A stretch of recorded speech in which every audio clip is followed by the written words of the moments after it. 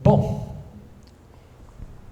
então, resumindo, tá, que já fique claro, dos jogos ginásticos, essas três circunstâncias, tá? Religiosa, a competitiva, a cívica e política. Tá? Bom, essas nós encontramos também nos jogos que vamos chamar agora poéticos ou musicais. Também menciono três. Tem os jogos píticos, tem as grandes panateneias e tem as dionísias urbanas. Tá? Os píticos você vai falar, mas a gente acabou de ver os píticos, eles são um dos jogos ginásticos. Então, os Jogos Olímpicos eram somente jogos ginásticos, mas os píticos, eles eram ginásticos e também poéticos e musicais. E, na verdade, a parte poética e musical era a que era mais importante nesses jogos. Havia também a parte ginástica. Então, lá no sítio arqueológico de Delfos, né, na encosta do Parnaso, que é uma coisa absolutamente impressionante, você tem toda aquela trilha, né, onde estão as várias pequenas casas construídas por cidades diferentes para depositar lá objetos votivos do deus Apolo, que é o deus local. Aí você chega num determinado patamar onde está o santuário do deus Apolo, onde as cidades iam consultar esse deus, que é o deus que conhece o futuro. Você vai dizer, claro, ele é Deus, ele conhece o futuro. Não, desculpa. Os deuses gregos vivem no tempo e no espaço. Eles não conhecem o futuro. E para eles irem de um lugar para outro, eles têm de ir de um lugar para outro. No caso do deslocamento espacial, a única vantagem deles sobre nós é que eles são muito mais fortes e rápidos do que nós, tá certo? Mas eles não são onipresentes, eles não estão em todo lugar ao mesmo tempo. Isso aí é uma concepção outra de divindade que não é dos gregos, tá certo? E quanto à questão do tempo também, aí eles se movimentam na mesma velocidade que nós. Eles estão aqui no presente como nós e só vão estar no futuro amanhã, quando nós também estivermos lá. E até lá eles não sabem de nada, tanto quanto nós não sabemos de nada. É que o deus Apolo é um deus mântico, tá? Então, os homens que também, como os deuses, têm curiosidade às vezes sobre o futuro, eles vão lá consultar esse deus Apolo. Bom, e aí também, quadrienalmente, se intercalaram entre os Jogos Olímpicos os Jogos Píticos, que são jogos de competição. Então, também há, é claro, né? Também há, no sítio arqueológico, se você vai num determinado patamar, tem o templo de Apolo. Se você continuar aqui para a esquerda, para o alto, o que é que há lá? Há o estádio, justamente para as competições atléticas. Mas se você continuar um pouco mais para o alto, à direita, o que é que há lá? Um teatro. Aí já é para aquela outra competição, que é a competição poética e musical. A modalidade poética aqui, tá, é uma que nós podemos chamar mélica. Quer dizer, mélica tem que ver com melos, de onde vem a palavra melodia. Eram composições, você poderia dizer poemas, odes, tá?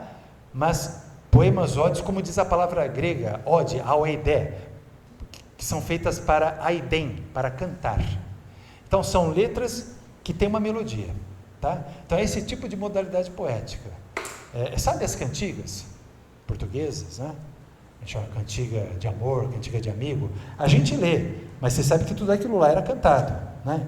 Então, quando você lê uma ode grega, saiba disso também. Você lê, mas saiba que aquilo lá era cantado. Das canções, das cantigas portuguesas, sobrou aqui e ali registro musical. Das odes, isto é, das canções gregas, isso está perdido. Tá? Está perdido antes de mais nada, porque muitas vezes não houve o registro musical. Por quê? Por várias razões. Se vocês quiserem, depois eu falo disso, porque o Manuel, ele sabe que se a gente começa a falar, a gente não para nunca, né? Então, eu estou tentando apressar agora. Mas por várias razões, se perdeu a notação musical. Quando houve essa notação, quando a houve, né? E tem uma outra modalidade, que eu chamaria propriamente musical, que é a do flautista, do auletés, do auleta, Ou a do citarista, que ali soprava no seu instrumento, tangia o seu instrumento, sem acompanhar ninguém que esteja cantando ao mesmo tempo que recita a ode. Vou voltar ainda à ode. A ode é não só, a gente lê hoje, mas ela era recitada e cantada, tinha uma melodia lá que a gente perdeu o registro dela, mas essa melodia vocalmente cantada, né? Cantada, vocalmente executada, cantada, ela era acompanhada por um instrumento normalmente de sopro, às vezes também de cordas, tá? Um aulo, que é uma flauta dupla, assim, ó, tá? Ou às vezes um instrumento de corda, que pode ser uma forminge, pode ser uma cítara, né? Pode ser uma queluz, enfim, tem vários instrumentos de corda. Mas tem uma outra modalidade que é propriamente musical nesse sentido, de que era o instrumentista sozinho que ali dedilhava a sua cítara, tá certo? Bom, nas grandes panateneias, que também são quadrienais, pentetéricas, né? O que se celebrava lá era a deusa Atena. Ali também, um culto religioso, tem uma primeira etapa desse culto que é desfilar o peplo. Peplo é o nome de uma veste grega feminina, tá? No caso é o peplo da deusa, da própria deusa, tá? Você se lembra que o nome da própria cidade Atenas, tá? Deriva do nome da deusa, é a cidade consagrada à deusa Atena, por isso que ela se chama Atenas. Então o templo que está na parte alta da cidade, na Acrópole, é o templo da deusa Atena, né? E as Panateneias, tá? As Panateneias tinham também uma modalidade, uma competição atlética, mas que era pequena. O importante aí era a competição poética. Mas qual era a modalidade aqui? Não é aquela que eu mencionei agora há pouco, mélica, de recitação cantada acompanhada por instrumento musical. Não. Era só recitação, sem canto, nem sem melodia, tá? E de um texto só. Homero. Era Homero. Eles se reuniam aqui para vários recitarem a Ilíada, a Odisseia, claro, partes, né? Então, lá pelas tantas, são grupos, né, de recitadores, tá? O recitador é o aoidos, o aedo, mas que lá pelas tantas recebe o nome de rapsoidos, rapsodo, porque eram grupos de aedos, né, que recitavam e competiam com outros grupos de aedo que recitavam. Essa gente tinha até um problema, os juízes, para avaliar, antes de mais nada, a performance de cada grupo de rapsodos, né, eles precisavam de um gabarito, né? Como saber, né, da recitação de uns aqui, da recitação de outros ali, se uns aqui não suprimiram um verso, não esqueceram um verso, da Ilíada ou da Odisseia, de um passo da Ilíada ou de um passo da Odisseia. Como saber se outros ali não acrescentaram? Como saber se uns aqui, outros ali, não substituíram uma palavra por outra? É preciso de um gabarito, né? Tem toda uma história sobre, né? Também não dá para a gente se deter nisso, mas que é muito interessante, tá? Mas era a recitação de Homero, porque lá nos Jogos Píticos eram composições feitas para a ocasião. Então você ia lá, ouvir o que o cantor ia cantar para o público, né? Que foi o que ele compôs para aquela ocasião. Como hoje também, né? A gente, de novo, faz aquele paralelo com o que a gente tem hoje, né? Como hoje também, como há pouco tempo também. Há pouco tempo, nos festivais de música, era uma música que era lançada no festival, percebe? Não é que ela já estava por aí e um cantor resolveu ir lá cantar. A música era feita e era lançada para vencer ali. E hoje também, nas disputas carnavalescas, né, também é o samba enredo que foi feito para aquela ocasião, não é isso? Depois você pode gravar, você pode ouvir em casa, você pode aprender de cor e cantar quantas vezes você quiser, mas ela foi feita para aquela ocasião. Tá? É lá que ela tem que vencer. Então, essa era a natureza do jogo, das composições poéticas e musicais dos jogos píticos, mas não era essa a natureza do que se recitava nos jogos panateneicos, porque nas grandes panateneias era Homero, era a Ilíada e a Odisseia, então é fixo o repertório. Olha só que interessante, é uma diferença radical, né? Finalmente chegamos às Dionísias urbanas, em honra de Dioniso, o deus Dioniso. Então, Aí a modalidade poética não é aquela mélica, não é a épica, que é a de Homero, aí é a dramática, aí é o teatro. Então era nessas Dionísias urbanas que se ensinavam as peças, das quais umas pouquinhas, muito pouquinhas, chegaram até nós hoje, de Ésquilo, de Sófocles e de Eurípides. Os jogos píticos, como os outros jogos atléticos, como eu disse, são quadrienais, uma vez a cada 4 anos. Assim também as grandes Panateneias, tudo bem? Mas as grandes Dionísias eram anuais, todo ano tinha. Em honra do deus Dioniso, também como a gente tem visto até aqui, todas essas competições são religiosas, e a cada vez se cultua um deus local, ou um deus que naquele momento aquele local quer celebrar. Então, no caso das Dionísias urbanas, o deus que se celebrava era o deus Dioniso, tá? Na cidade de Atenas, a cidade é apadrinhada ou amadrinhada pela deusa Atena, mas é claro que a cidade aqui ali cultua os outros deuses, com certeza, como todas as cidades gregas, tem um deus preferencial, principal ali daquela cidade, mas os outros deuses são cultuados. Então a cidade de Atenas cultuava o deus Dioniso, né, nesse evento das grandes Dionísias. Não era o único evento de competições de embates dramáticos, vamos aos outros que havia. Está ali. Ó, na parte de baixo, festas de Dioniso. Você vai ver lá que havia 4. Tá? Em Atenas, por exemplo, havia 4. As Dionísias rurais, depois as Lenéias, depois as Antestérias, depois as grandes Dionísias, né? São as Dionísias urbanas. E você vê também pelos meses, dezembro, janeiro, fevereiro, até abril. Ou seja, são os meses de inverno. Também lá em Delfos, por exemplo, há uma alternância do deus local. O deus é Apolo, mas nos meses de inverno o deus é Dioniso, né? Você sabe que Apolo também, lá pelas tantas, né, ele foi associado ao deus Sol, e no inverno é quando as forças do Sol desfalecem, não é? Então eles diziam que nesse período do inverno Apolo, ele, o deus, saía de Delfos, ele deixava Delfos e ele ia em direção ao norte, visitar os hiperbóreos, que são povos muito antigos, né? Que é um povo muito antigo, que já era cultuador de Apolo, e que já tinha vindo a Delfos havia muito tempo, né? E ele vai visitar. Então, as forças do Sol desfalecem porque o próprio Deus, né, que foi identificado ao Sol, ele deixa o lugar e vai para o norte, né? Então, nesse momento é que vem Dioniso. Então, também lá em Delfos é Dioniso que é cultuado nos meses de inverno.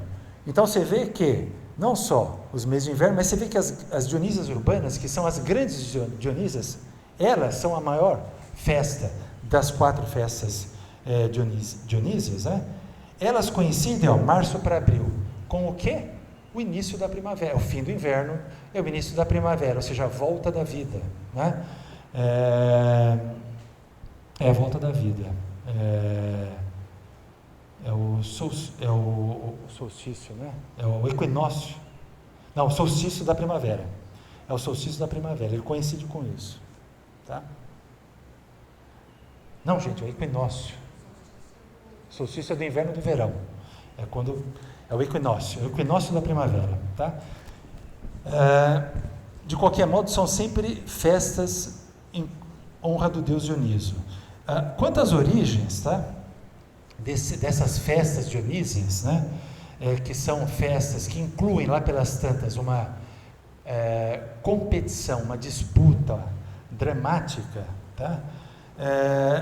Eu pensaria aqui em Clístenes e em Arion, de que fala o historiador grego Heródoto. Heródoto fala de Clístenes no livro 5 das histórias dele, né? Ele diz que tanto Clístenes como Arion são figuras do Peloponeso, essa região de que eu já falei mais de uma vez aqui, né? Do mundo grego, da Grécia continental, que é aquele triângulo inferior lá do mapa da Grécia, né? Em que se falava predominantemente o dialeto dório, tá? Então, Heródoto associa no livro 5 Clístenes e no livro 1 das histórias dele, Arion, tá? as origens, né, desse costume das disputas dramáticas, né? Então você vê que interessante, ele associa as origens das disputas dramáticas, duas figuras, duas personagens do Peloponeso, cujo dialeto é o dório. Por que eu estou falando disso? Porque as tragédias gregas que chegam até nós, tá? Elas têm duas partes que vão alternando. Uma parte dialogal, em que os atores conversam com o outro, e uma parte coral, em que o coro canta. Vão alternando essas partes ao longo da tragédia, tudo bem? Então, na parte do diálogo, os atores falam a língua dos atenienses. É o grego, sim. É o grego ático, é o dialeto ático, que tem uma origem jônia, tá? Mas na parte coral, o coro entoa ali o seu canto, recitando um texto dório. Olha só, o dialeto é outro, tá?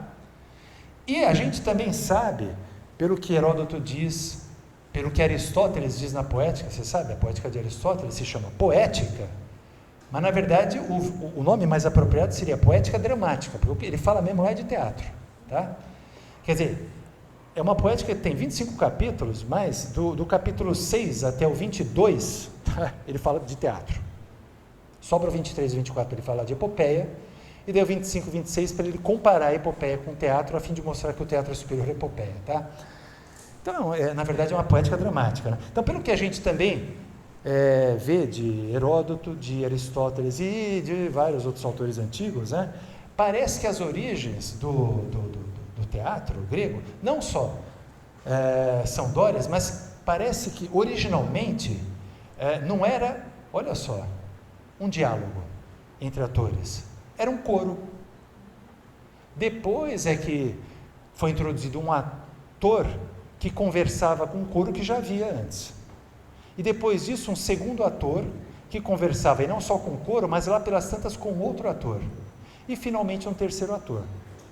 Quer dizer que isso que para nós hoje é o mais teatro, que é o ator, pode ser um monólogo, mas muitas vezes conversando com outros atores, na origem não existia.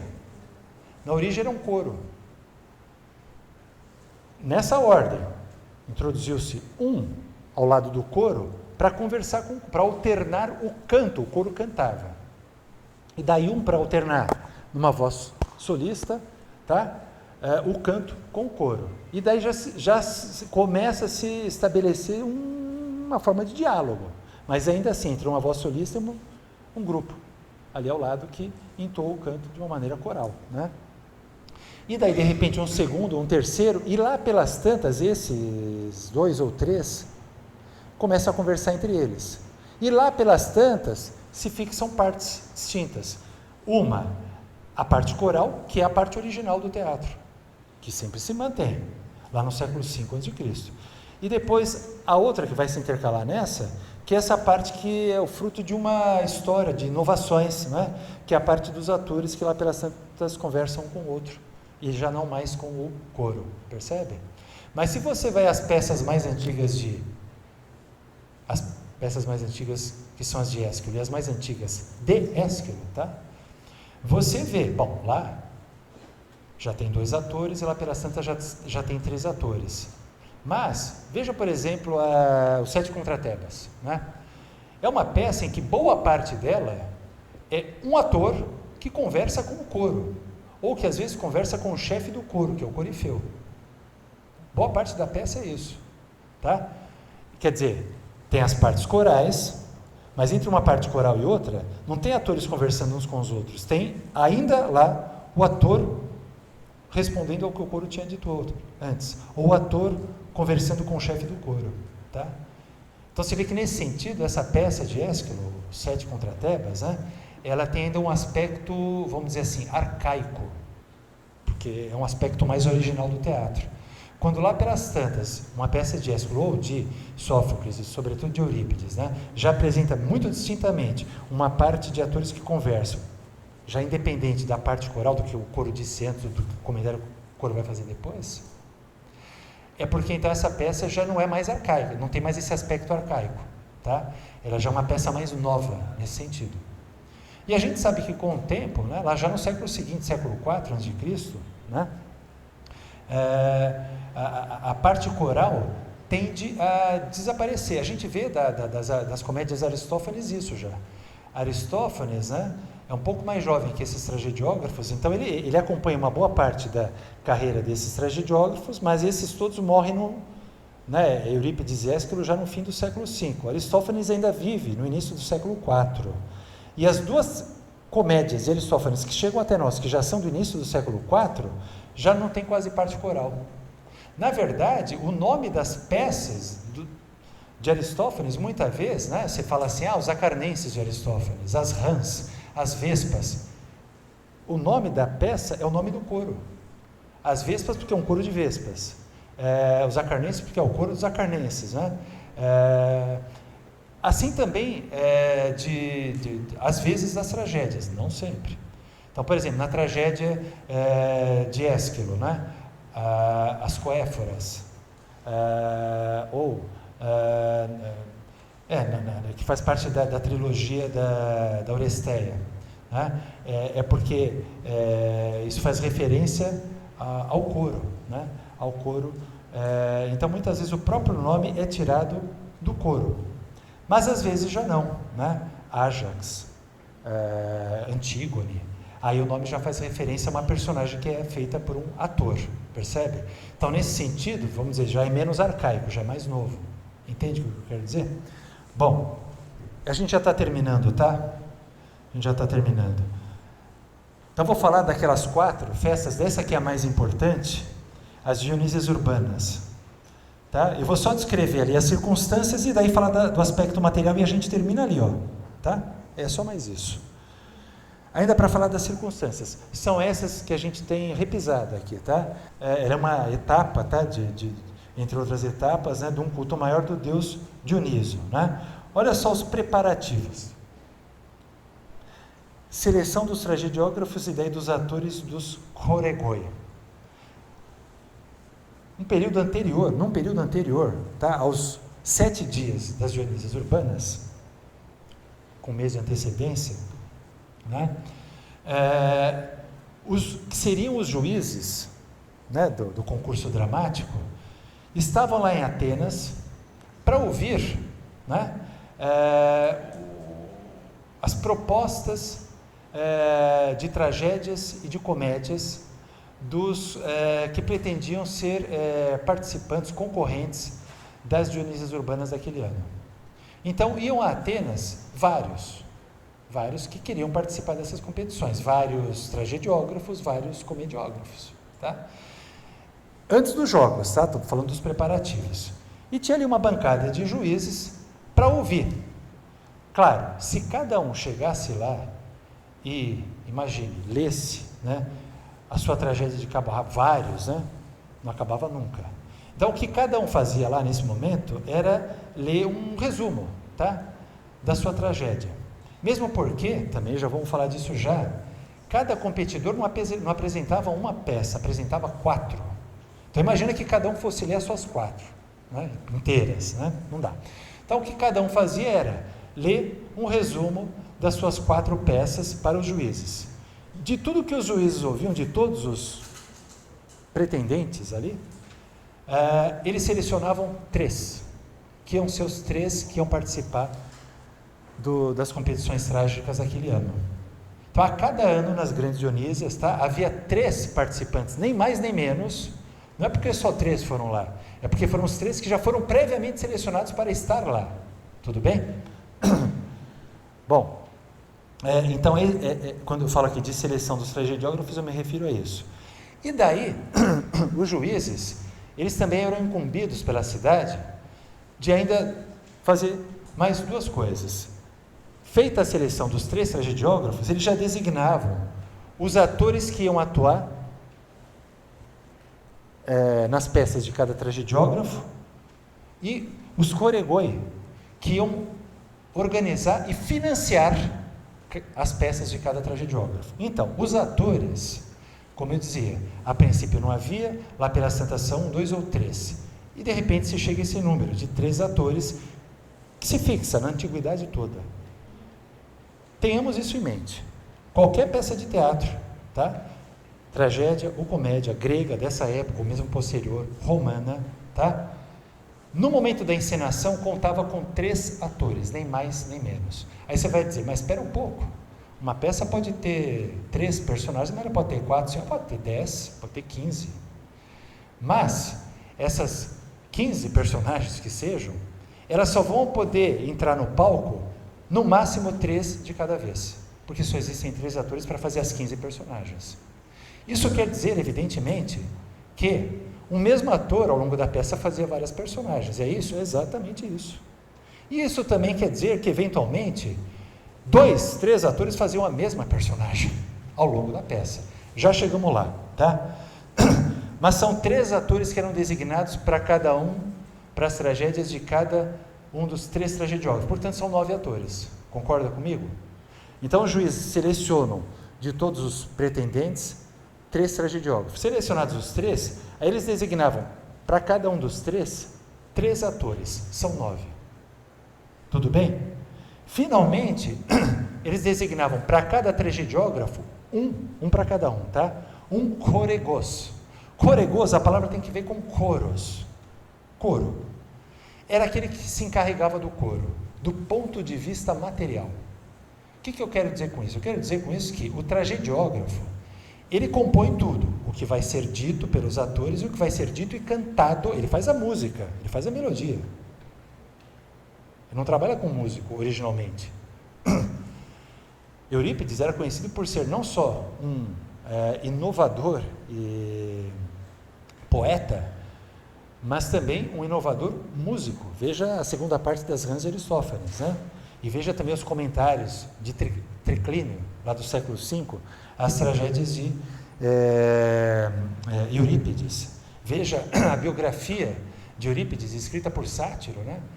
Ele era notável, não só como poeta, mas como músico, né? Eurípides. Então, a composição está a cargo do tragediógrafo, já está pronta, digamos.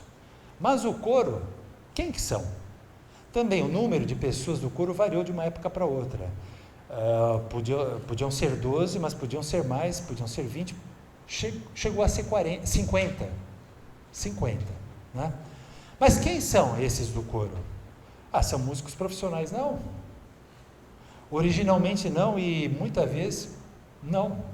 Eram as pessoas, você, eu, homens, né? Cidadãos. Sim.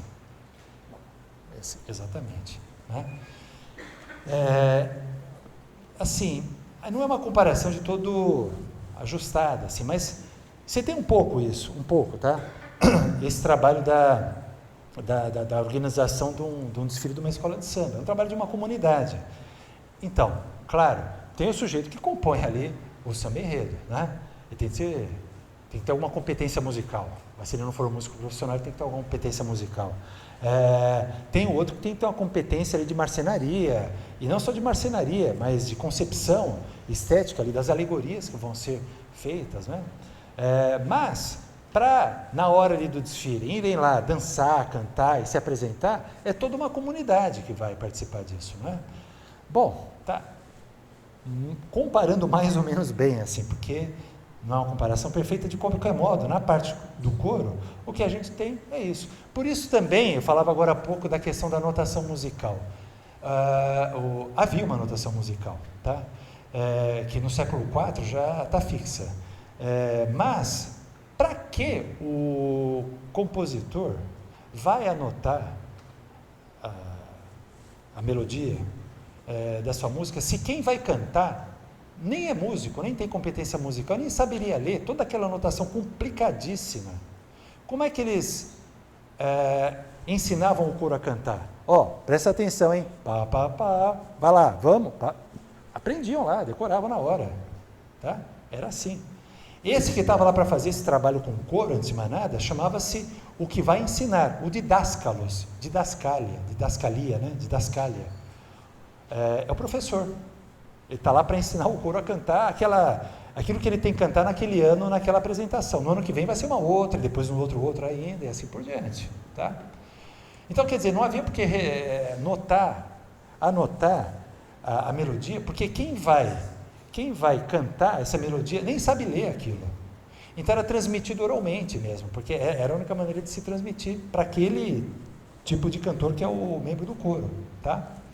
Então precisava, primeiro, de juntar um grupo de gente que ia de reservar um pouco do seu tempo para ensaiar. Era para convocar alguém para estar ali para ensinar, que tivesse uma competência necessária para isso, né? Estar ali para ensinar esses, né? Que é o didáscalos, né? E finalmente era necessário que no dia da apresentação o coro estivesse trajado a rigor. Bom, depende, se é um coro de vespas, né, tem que ter algo que faça pensar em vespas, talvez. Se é um coro de rãs, né, das rãs de Aristófanes, né? Então, tudo isso tem custo. É o custo da roupa, é o custo do sujeito que tem que estar lá para ensinar, e é o custo dos membros, do tempo que os membros do coro vão reservar para estar lá. Então, é aí que entra o choregos. O choregos era um cidadão que era designado pelo juiz naquele momento da seleção para custear aquele coro. Aí você vai dizer, poxa, e aí, ele pode falar não? Não, não é que ele não pode falar não, ele quer falar sim, entenda bem. Então aí vamos tornar a questão religiosa e cívica, tá? Em primeiro lugar, a cidade de Atenas está celebrando o deus Dioniso. Aquele que é chamado a participar, ele não só tem uma obrigação religiosa, né, para com ali os costumes da cidade, ele tem ali um respeito, uma reverência, quiçá até um temor religioso de ter de participar, em primeiro lugar. Em segundo lugar, é claro, esse sujeito que era selecionado, ele é escolhido pelos juízes, os juízes conheciam muito bem, era um sujeito rico, tá? E o nome que era dado a esse sujeito era o nome que era dado em comum a alguns cidadãos que aqui e ali faziam uma benfeitoria para a cidade. Benfeitoria em grego, benfeitoria, euergasia. O que faz a benfeitoria é o euergetes, se você quiser portuguesar, o evergetes, é o benfeitor, é o título de benfeitor que ele tem. Isso dava a ele uma distinção cívica, tá? Que ele prezava muitíssimo, né? Então, o sujeito poder custear, veja, não é que era um peso, né, com o qual ele não podia arcar, não só ele podia arcar, não só é algo que ele reverenciava, no limite temia, porque tem uma inserção religiosa, né, mas do ponto de vista cívico, tá, do ponto de vista cívico, isso o dignificava, né? Então ele era o evergetes, não só daquela ocasião, mas passava para o rol dos evergetes daquela cidade, né?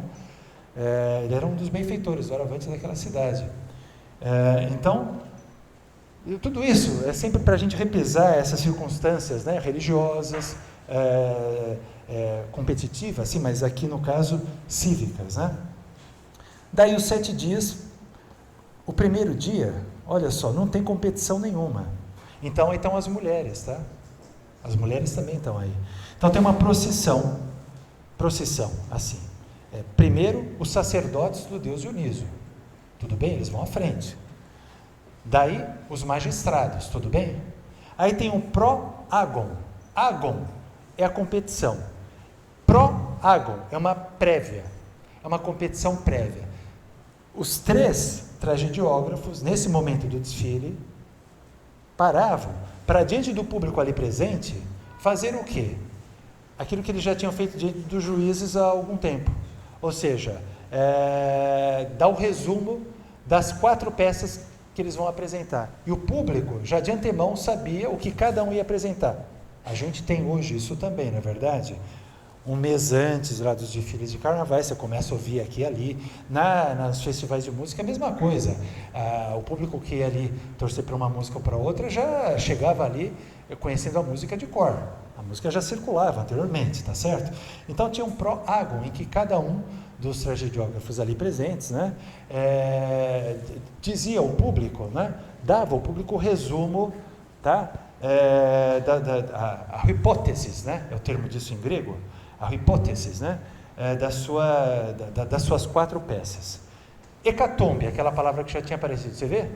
De novo, né? São aqueles 100 bois que são mortos, tá? O fumo sobe para os deuses, a fumaça que deve ser recebida pelo Deus, é o sinal de que o Deus é propício àquela celebração daquele ano, e daí os mortais que partilhamos o alimento dos deuses, né? E finalmente, a estátua, bem entendido, né, do Deus comemorado, Dioniso, era levado até o centro do teatro, tá? Porque ela ficava no templo, mas nesses dias das grandes Dionísias, ele era retirado do templo e ia até, tá, ao ar livre, ao teatro. Nós já vamos falar do teatro já. Só para terminar, segundo o terceiro dia, ainda não é a competição propriamente dramática, não seja pelo ditirambo, é um concurso de ditirambo, e ao fim do terceiro dia, o Comos realizava a faloforia. Bom, ditirambo é o nome de um hino, tem vários hinos. Cada um tem um nome de acordo com Deus. Por exemplo, o Nomo é o nome de um hino que celebra o deus Apolo. Ditirambo é o nome do hino que celebra, é claro, o deus Dioniso. Tá? Então, um canto ditirâmbico, tá, é um canto que celebra o deus Dioniso. É um hino. Então, havia um concurso de hinos. 20 hinos eram apresentados ao longo de dois dias, quase 2 dias, né? O segundo e o terceiro dia quase inteiros, né? 20 hinos, 20 concorrentes, cada um apresentava o seu hino, e um que daí era escolhido como o melhor daquele concurso. E daí, no fim do terceiro dia, após esse concurso de ditirambo, o Comos, claro, faz pensar na palavra comoidia, comédia, né? Comos é um grupo de pessoas, né, que circulam correndo para lá e para cá pelas vielas de uma cidade, ali no caso pelas vielas de Atenas, tá? E eles circulavam correndo para lá e para cá numa faloforia. Eu falei agora há pouco do mastigóforo, né? O foros, aquele que segura mastix, o chicote, né? Aí o foria é aquele que segura o falo, ele segura o falo, tá? Gente, é um falo-objeto, calma, é um falo-objeto, tá? E eles circulavam pelas cidades entoando palavras obscenas, né?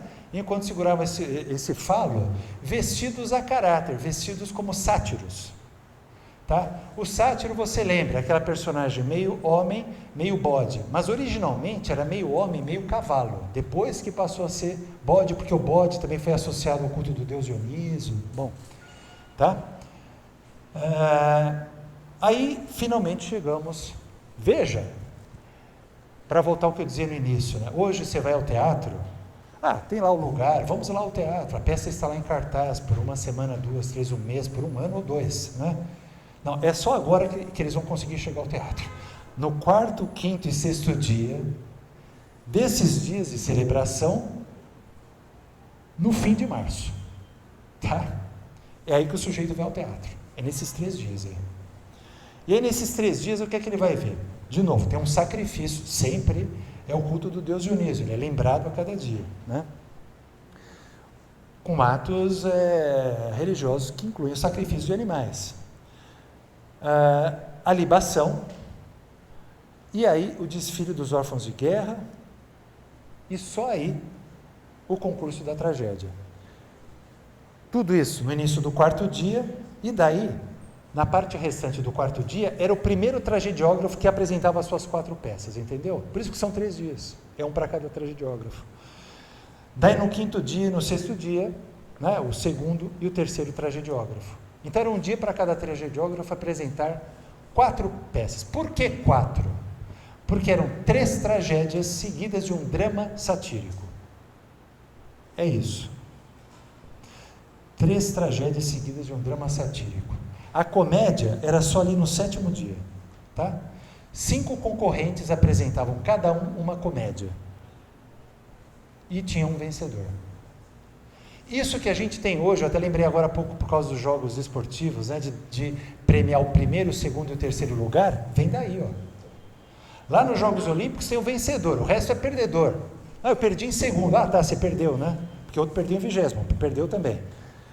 1º, 2º e 3º lugar, esse costume que a gente herdou de dar o 1º, 2º e 3º lugar, se você quiser dar uma medalha, né, de ouro, de prata e de bronze, vem disso aqui, ó. não são disputas atléticas, são disputas trágicas, porque aqui havia o primeiro e o terceiro. E, de fato, as peças que chegaram até nós, muitas vezes nos manuscritos, né, elas vêm precedidas de um breve comentário sobre o ano em que foi encenada a peça, circunstâncias, e também a classificação da peça. Essa peça ficou em primeiro lugar, essa peça ficou em terceiro lugar. É sempre o primeiro, o segundo ou o terceiro, não tem outro lugar. Porque se a peça foi encenada, ela já faz parte de uma das três, tá certo? Então eles marcavam isso, a primeira, a segunda e a terceira. Então, mas como eu dizia, são 3 tragédias, né, seguidas de um drama satírico. Drama satírico não é comédia, comédia é lá no 7º dia que ela era apresentada, né? Então havia o que a gente poderia chamar uma trilogia trágica seguida de um drama satírico. Bom, gente, é tanto tragediógrafo que ia lá anualmente apresentar suas 4 tragédias e outros tantos que não conseguiu apresentar, mas que apresentavam em outras festas em outras cidades. E a cada ano era uma trilogia diferente. Não é a peça ficou em cartaz. Não. A trilogia de Sófocles, né? Tem lá uma das peças, das 3, que é o Édipo Rei, não tem? É uma das 3. Tá. Você estava lá no teatro, no ano passado, quando ele apresentou? Não? Pô, lamento, viu? Acabou. Foi naquele dia. Claro, a peça vai circular em manuscrito. Que bom, né? Porque foi assim que ela chegou até nós. E hoje você pode até ensinar se você quiser. Né? Mas ela foi feita para ser ensinada naquele dia. Você pode até dizer, mas então quer dizer que aquele monumento daquela peça de Sófocles, ela é ocasional? Absolutamente. Mas é uma ocasião, não, uma ocasião para você. Para eles é uma grande ocasião. É uma grande ocasião, porque é um culto de um Deus, e tem uma ocasião, né, de ele inclusive vencer. É uma grande ocasião. Né? É uma ocasião que é religiosa, que é cívica, e que é política também, vamos falar disso já. Né? Agora, já que a gente falou disso da trilogia, por exemplo, mencionei, uma, que a gente conhece tão bem, o Édipo Rei de Sófocles, né? Era uma dentre 3. Tá? Você tem que imaginar isso, que cada tragédia não era avulsa, ela fazia parte de um grupo de 3, dessas que foram apresentadas nas grandes Dionísias. Porque noutras festas, em Atenas, ou noutras festas em outras cidades, nem sempre eram trilogias, mas essas, que chegou a nós, né, que foram apresentadas as grandes Dionísias, ela sempre era uma dentre 3. Então você pode sempre ter isso em mente. Quando você está lendo ali o Édipo Rei, saiba que era uma dentre 3. Quando você está lendo, sei lá, o Ájax de Sófocles, saiba que era uma dentre 3. Quando você está lendo as Bacas de Eurípides, era uma dentre 3. Né? Aí você poderia se perguntar, mas será que, então, não chegou a trilogia? No caso do Édipo Rei, será que não chegaram as outras 2 com ele? No caso das Bacas de Eurípides, será que não chegaram as outras 2 com as Bacas? Né? Não. Pois é, só de todas as trilogias, o que chegou a nós foi uma única, que chegou inteira, que é a trilogia Oresteia, que faz parte das que nós vamos trabalhar aqui, tá? Nós vamos comentá-la na quarta-feira e alguns de vocês vão trabalhar com a trilogia da Oresteia. É a única que sobreviveu inteira, tá? Todas as outras tragédias que chegaram até nós, todas as outras, que são 29, tá? De Ésquilo, Sófocles e Eurípides, são avulsas. Avulsas porque foram destacadas do conjunto original da trilogia, e aí as outras que vinham com ela se perderam, não foram transmitidas a nós. Tá? É isso. Agora, as peças da trilogia, elas tinham nexo, causal, de causa e efeito de uma para outra? A de Ésquilo tinha. Tem. Absoluto. Para resumir muito, né? O que se ensina na primeira peça da trilogia? Que se chama Agamemnon. Agamemnon volta para casa, feliz da vida, depois dos 10 anos do cerco de Troia. A mulher o recebe, ele não sabe que a felicidade dela é fingida, ela o aguardava por 10 anos com o amante dela para fazer o que ela vai fazer agora, matá-lo. Isso é o que se ensina nessa peça. A morte de Agamemnon, né? que depois de 10 anos do cerco de Troia, quando volta para casa, é morto pela esposa com o amante dela. Segunda peça da trilogia, o local lá onde está sepultado, são as cinzas de Agamemnon. Você vê? É consequência da anterior essa ação, né? Está ali a filha Electra, né, que chora a morte do pai e que chora o que a mãe fez, o que a mãe está a fazer ali, habitando aquela casa com o amante, né? Então, quer dizer, é uma dor, é uma humilhação, é uma tristeza. E é nesse momento que chega o irmão, que estava fora, né? Orestes. E aí o que Orestes vai ter de fazer é vingar a morte do pai, matando o amante da mãe e a mãe. A consequência da peça anterior, essa ação. E aí a terceira peça, o que é que se encena lá? Agora que Orestes matou a mãe na segunda, na terceira peça, ele é perseguido, ele é atormentado pelas deusas que se especializaram nisso, em punir, atormentando, né, aqueles que perpetraram a pior das ações, que é matar alguém, pai ou filho, não só da família, mas desse tronco, né, da família, pai, filho. Então, você vê, essa ação, Orestes, que foge dessas deusas eríneas, o nome delas, né, que os romanos chamavam fúrias, né, que foge atormentado das fúrias. Essa ação é consequência do que foi encenado na peça anterior, quando ele matou a mãe, que por sua vez é consequência do que foi encenado na primeira peça, que é a morte de Agamemnon, que foi a mãe dele que matou o pai dele. E, então a gente vê dessa trilogia de Ésquilo que há sim uma relação de causa e efeito. Então, nesse sentido, você imagina, se a gente tivesse hoje a segunda peça, Orestes que mata a mãe, sem ter o que foi a causa disso e sem ter o que foi a consequência disso. Talvez faltasse algo para a análise dessa peça, ou não. Tudo bem, a peça de qualquer maneira é uma peça, né? Tem começo, meio e fim, mas ela tem uma relação muito evidente de causa e efeito com as outras. Você pode fazer uma análise da peça nela mesma, mas será que não faltaria também, para um outro tipo de abordagem, uma análise da peça no contexto da trilogia? Então, a gente poderia se perguntar se não é isso que a gente tem das peças que chegam a nós. Então, pode ser que sim, mas não necessariamente. Por quê? Porque do mesmo Ésquilo, a gente tem, por exemplo, 7 contra Tebas. Né? Os 7 contra Tebas é a luta dos filhos de Édipo, né? Etéocles e Polinices, que se matam um ao outro. Tudo bem? Numa guerra civil e fratricida. Essa peça era a terceira de uma trilogia. A anterior chamava-se Édipo Rei. Mas o Édipo Rei não é do Sófocles? Gente, Édipo Rei é de vários. Vários compuseram Édipo Rei. Aqui chegou a nós, é uma dentre tantas, né? É a de Sófocles, tá? Eu estou falando da de Ésquilo. Então, ele tinha composto a segunda peça de uma trilogia chamada Édipo, que é o pai de Etéocles e Polinice. E a primeira peça chamava-se Laio. Laio é o pai de Édipo. Bom, parece que também, agora é só uma inferência porque a gente não tem as duas primeiras, a gente só tem a terceira.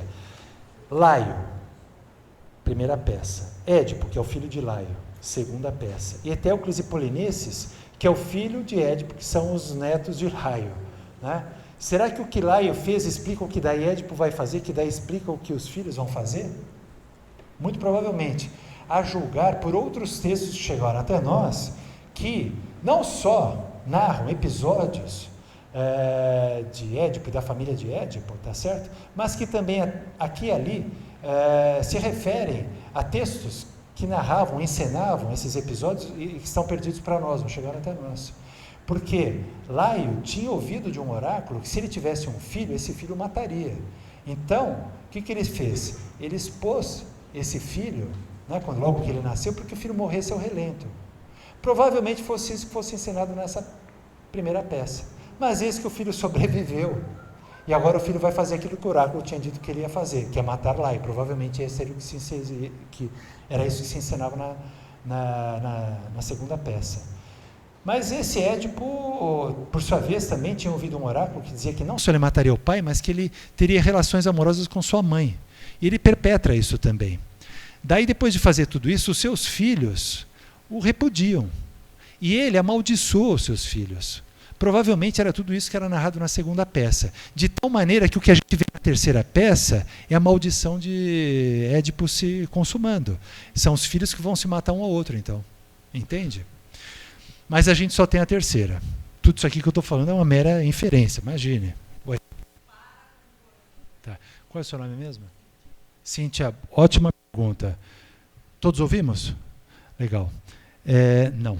A resposta é clara, não. Vou te dar alguns exemplos. Assim. Eu acabei de dizer, Édipo, né? Ali a família tebana, né? Dos reis de Tebas, Laio, Édipo, Etéocles e Polinices. Né? Isso aí vem sendo contado desde a época de Homero. Homero, no canto 23 da Ilíada, faz referência ao fim de Édipo. Como que Édipo morreu? Numa batalha, defendendo a sua cidade.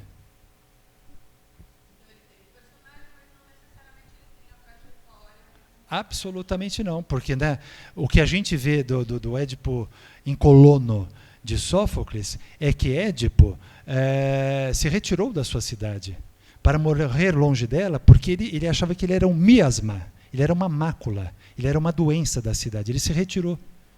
E ele vai morrer sozinho no bosque das Erines, na cidade de Colono. E cego, que ele não poderia, exatamente, que ele não estava lá. Então, o Homero desconhece a cegueira de Édipo e desconhece que Édipo tenha sido banido da sua cidade.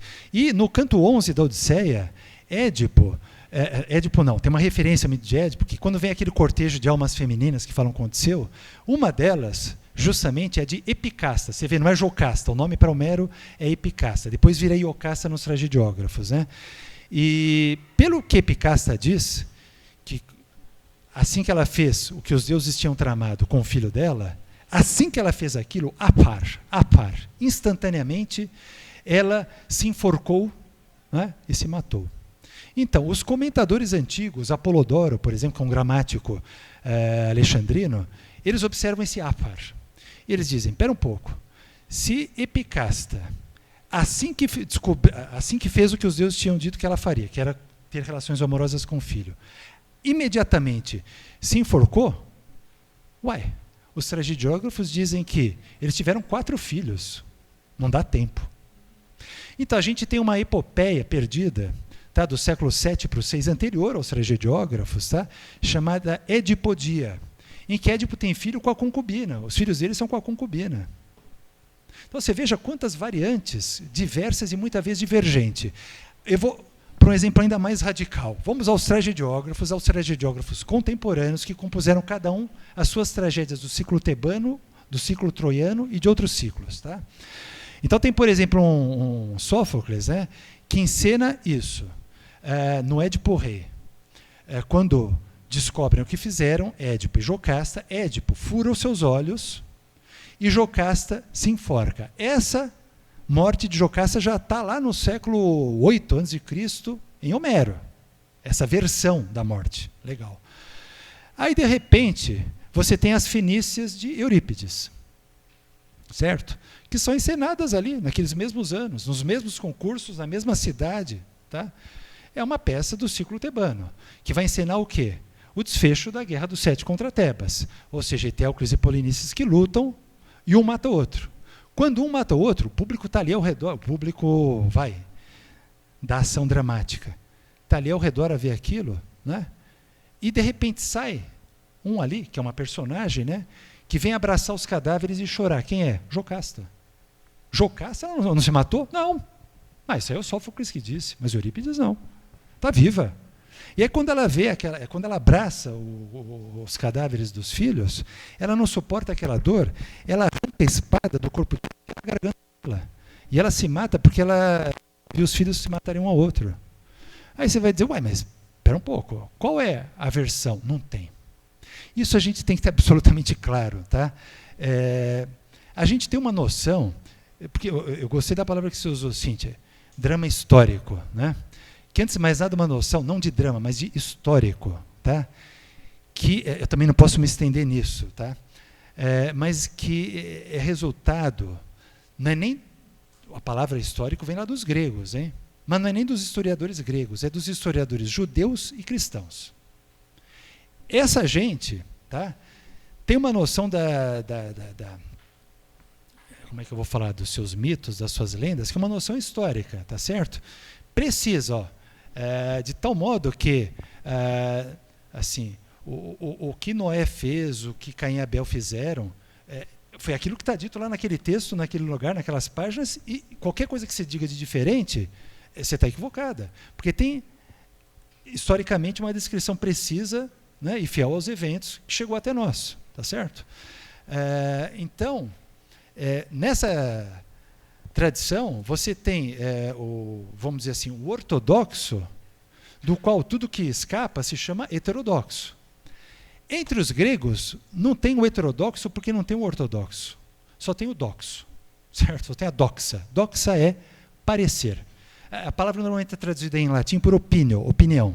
Mas doxa quer dizer, etimologicamente, parecer o que me parece. Como é que as coisas parecem a você? Olha, a mim me parece assim, assim, assim. Ah, legal, agora já para mim aparece assim, assim, assim. Para cada um parece o que é do ponto de vista dele, tá certo? Então, eventualmente, eu digo que o que as coisas me parecem ser, num diálogo filosófico, eventualmente eu digo numa peça de teatro que eu componho. É como elas me parecem, é a minha doxa. Tá? Então, não mesmo. Tá? Não tem uma versão ali dada e única, ortodoxa, do ciclo tebano, dos mitos tebanos, dos mitos da família de Édipo. Não tem. Claro, tem os nomes das personagens, tem os nomes das cidades, alguns eventos mais importantes, do tipo decifrar o enigma de uma esfinge, do tipo ter relações amorosas com a mãe. Agora, outros pormenores ali e aqui variavam de uma narrativa para outra, e que podia ser não só pelo gênero da narrativa, épica ou dramática, mas podia ser de um autor para outro, da mesma época, vai um tragediógrafo ou outro, Ésquilo ou Eurípides, e podia ser, Cíntia, aí que eu quero chegar, de uma peça para outra do mesmo autor. Nenhum autor tem essa coerência na antiguidade. E essas peças que você mencionou a Antígone de Sófocles e o Édipo Rei de Sófocles. Vamos mencionar também o Édipo em Colono. São as 3 tebanas de Sófocles que chegaram até nós. Veja, a Antígone foi encenada em 441, 440 a.C., em meio a outras 2 peças, que não chegaram a nós. O Édipo Rei foi encenado 15 anos depois. Outro concurso, outro público, outra trilogia, tá? Em 425. E o Édipo em Colono, tem gente que acha que até foi encenada no ano seguinte à morte de Ésquilo, 406 ou 405. 20 anos depois do Édipo Rei. Entre o Édipo em Colono e a Antígone tem 35 anos. Outra trilogia, outro concurso, outro público, os que estavam aqui não são os que estarão ali. Não tem absolutamente nada de coerência necessária, não mesmo, tá? Então, aí, o sujeito, por exemplo, o sujeito ele vai compor a peça, ou ele vai elaborar uma versão ali dos eventos tebanos, de acordo até com circunstâncias que podem ser circunstâncias muito ocasionais, assim, sabe? Por exemplo, o Édipo Rei começa com que cena? A cidade de Tebas foi acometida por uma praga, certo? E são suplicantes, gente do povo, que foi até o palácio pedir a Édipo. Nós não aguentamos mais isso, os campos não produzem mais os seus frutos, a doença se alastrou pela cidade, e viemos pedir a você, não só porque você é o nosso governante, mas porque um dia a cidade foi acometida por um flagelo, que era a esfinge, e foi você que nos libertou. Então nós acreditamos que você poderá fazer isso de novo agora. E Édipo diz, eu já tomei providências, eu já mandei o meu cunhado, Creonte, ir ao oráculo de Delfos perguntar o que está acontecendo, né? Então, começa com essa cena da praga. Claro, não tem nenhum grego ali, no público, que não vai se lembrar da primeira cena da Ilíada, tá? Você me desculpa. Todo mundo lembra que a Ilíada começa com uma praga. Não tem nenhum lá que não vai se lembrar. Só que o problema é que também não tem nenhum público que está ali e que também eventualmente está fora ali do teatro naquele momento, que não é que não se lembre, mas é que não faça outra coisa senão pensar na praga que está naquele momento assolando a cidade de Tebas. Tebas foi acometida por uma praga durante 2 anos, exatamente ali. Tá? Vamos lembrar que gente como Péricles morreu nessa praga. 30% da população morre. Então, quer dizer, essa praga no início de uma peça, claro, faz uma referência à Ilíada evidente, tá? Para aquele público. Das Panateneias, que a gente viu agora há pouco, que a cada 4 anos ouvia a recitação de Homero, da Ilíada, da Odisseia. Tá? É evidente. Mas, gente, as circunstâncias são essas. Agora, eu pergunto, será que, se Sófocles tivesse composto o seu Édipo Rei, ou Ésquilo, que compôs o seu Édipo Rei, né, numa outra circunstância, 15, 20 anos antes de qualquer praga dessas, será que ele teria iniciado a sua peça Édipo Rei com uma praga? Será que teria havido a praga? Entende?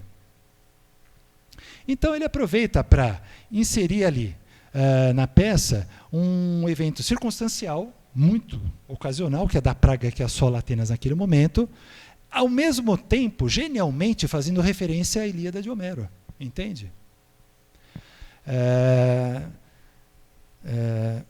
Claro, e daí, inclusive, né, a gente pensar de novo, né, nessa antiguidade e contemporaneidade, como é que a gente daí hoje vai ao teatro e vê essa peça do Édipo Rei sendo encenada, né? Praga, o que quer dizer praga para a gente? Né? Agora, por outro lado, suponha que uma cidade que foi acometida por uma praga, de repente decida encenar o Édipo Rei. Você percebe? Não é anacrônico, não. De alguma maneira, a gente poderia dizer que ela se estaria aproximando de uma das intenções, né, poéticas, eu quero dizer, não psicológicas, evidentemente, da composição daquela peça de Sófocles. Por isso que as versões são várias, diversas e divergentes. Tá? Veja o Édipo em Colono, por sua vez. Né? Édipo morre em Colono, de acordo com a versão de Sófocles. Colono faz parte da Ática, cuja capital é Atenas. É um pequeno vilarejo ali das cercanias, tá certo? Quem que nasceu muito importante na cidade de Colono? Você se lembra de algum grego muito importante que nasceu na cidade de Colono? Sófocles, o autor da peça. Interessante, né? Sófocles, o autor da peça. Mais do que isso, né? Mais do que isso. Édipo na peça, ele é um regente, ele é um governante, um monarca. E ele é recebido, lá em Colono, depois que ele abandona a sua cidade, pelo governante local, que é o governante de Atenas, Teseu. O Teseu, lá do Minotauro. Tá? E aí, Édipo, que não tinha a sua própria cidade onde pudesse morrer, porque a cidade não daria acolhida ao cadáver dele, é o problema da Antígone, lá do cadáver de Polinices, né? É o mesmo, já antes de Polinices, né? O próprio pai lá já não pode morrer na cidade. Então, mas ele precisa de procurar um lugar, um solo, porque ele percebe que ele vai sucumbir em breve. Então ele está à procura de um chão que o aceite. E é Teseu que o recebe e diz, não, você vai morrer aqui. Bom, também eu me pergunto, e hoje? A gente ouve essa peça assim, e aí? Gente, isso tem que ficar muito claro. Agora são as circunstâncias políticas, tá certo? É claro, tem o rei que sai da sua cidade, Édipo que sai de Tebas, e tem outro rei que recebe Édipo ali nas cercanias da sua cidade, Teseu que recebe em Colono, cercanias de Atenas. Então, mas uma coisa é Tebas e Atenas, vai para a gente hoje. Outra coisa é Tebas e Atenas para o público de Sófocles, que são atenienses. Eu dizia agora há pouco também, né, dos vários conflitos bélicos que faziam parte da vida das cidades gregas. Não cidades gregas contra cidades de outros povos, mas entre elas, essas cidades brigavam muito.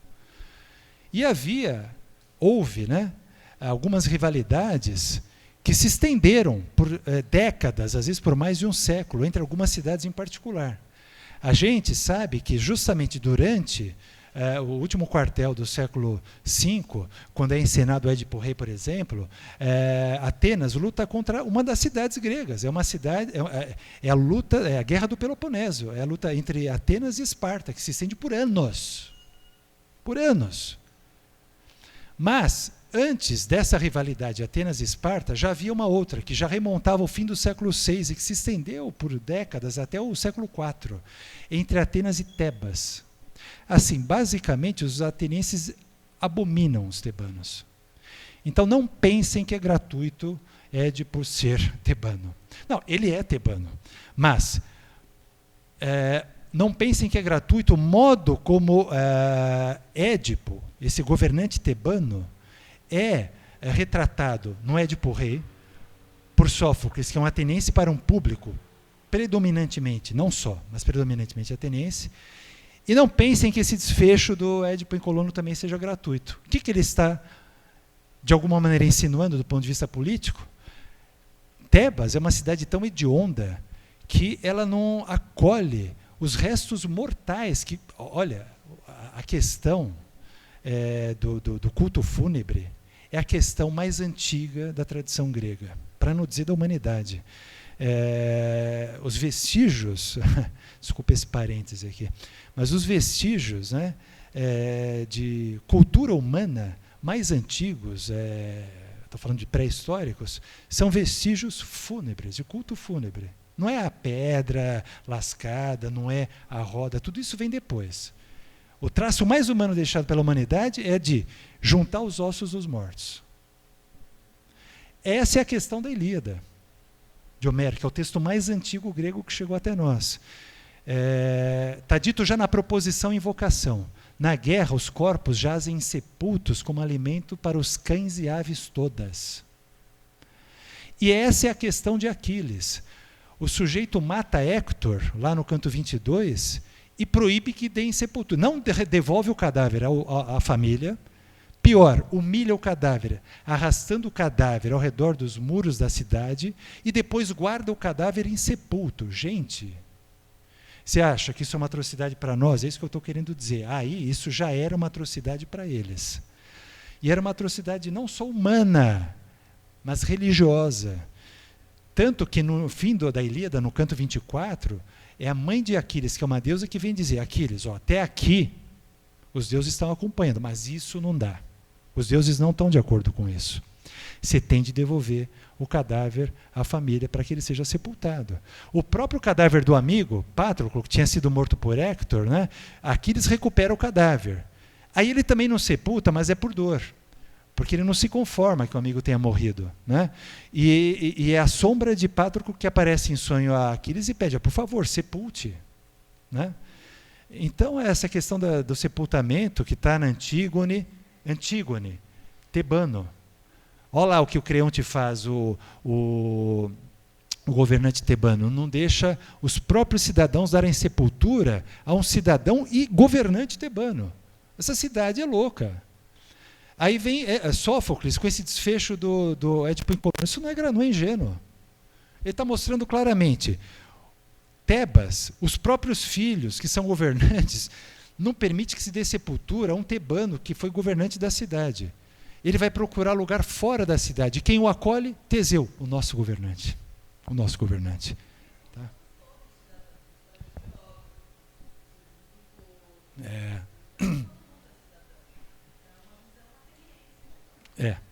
Sim. Olha, eu já não sei mais aqui. Eu posso continuar mais 1 hora, 2, 3, mas eu posso parar já.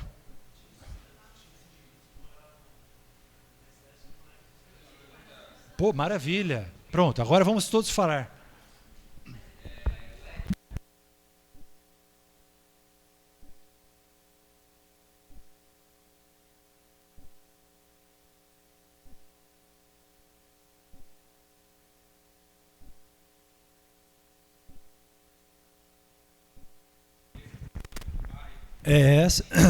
A Electra que eles usam é essa mesma.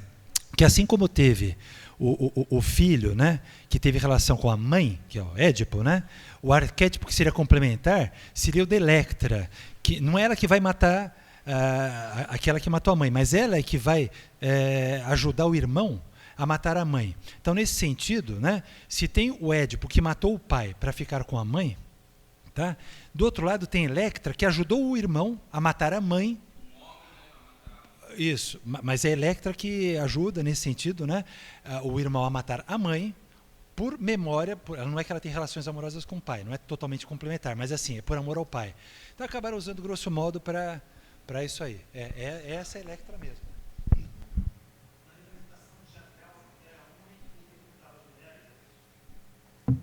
Gente, é isso, tá? É só ator homem, e se a personagem é masculina ou feminina, é ator homem. E isso nos espanta? Não, porque o teatro foi assim sempre, até a modernidade, né? Shakespeare, e a ópera também foi cantada. E quando precisavam de uma voz muito aguda, né, que normalmente seria um registro fônico adaptado à fisiologia da mulher, usavam as vozes de criança ou dos castrati, né? Isso, quer dizer... E hoje, modernamente, a gente chega a ver o contrário. Porque, de repente, você tem ali o Orfeu e Eurídice, né, do Gluck, que precisa de uma voz muito aguda. Era um castrado que fazia. Hoje, como não tem mais o castrado, às vezes é uma mulher. Então, eu já vi encenação dessa ópera, que é uma mulher que faz eu falei Édipo, não. Orfeu e Eurídice, que faz o Orfeu. É uma mulher Orfeu e uma mulher Eurídice, tá certo? Esses são problemas aí técnicos, no nosso caso, hoje atual, né? Mas é isso.